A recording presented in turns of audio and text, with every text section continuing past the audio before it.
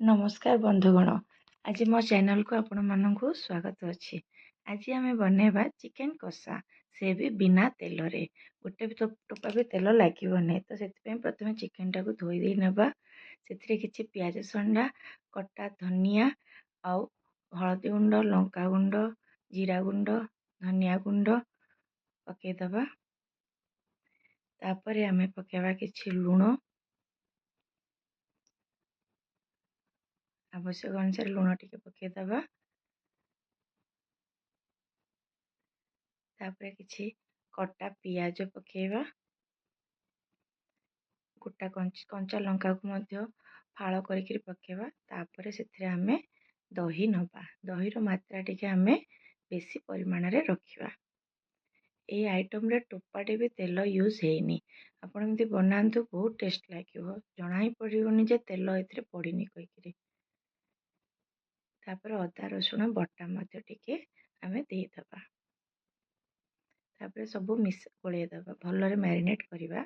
पंथा मथि को गोळेई दबा जेमतिका सब मसला चिकन रे भलरे मिसी जीवो। देखंतु गोळा गोळी करिकिरी ताको गोटे आधा घंटाटे पाइका मैरिनेट हेबा को छाड़ी दबा।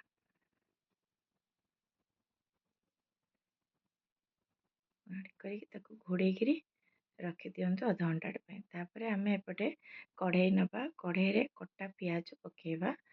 कढ़ेई रे टोपाटे कढ़ेई रा टिके भलरे ततेई दबा। तापरे कटा पियाज पकेकी ताको खाली स्लो फ्लेम रे भाजीबा।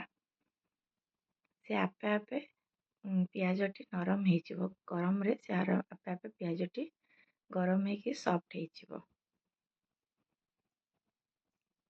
तापरे आमे कटा टमाटो मध्य पकेई दबा।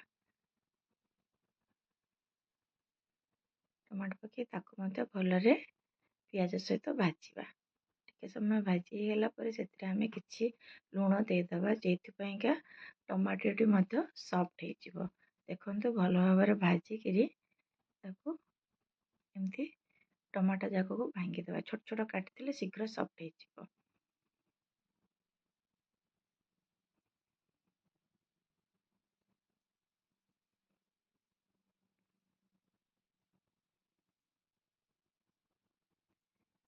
एमती करिकिरी ताको सॉफ्ट हेगला बिना तेल रे। तापरे आमे जो मैरिनेट कर रखिथिबा चिकन जाको आधा घंटा हेगला ताको आमे कढ़ेई रे पकेई दबा। एबे आउ किछि करिबा दरकार नै। वर्तमान ए सब को मिसेइबा। ए जो दही पड़िछि दही रो ही तेल बाहरिबो।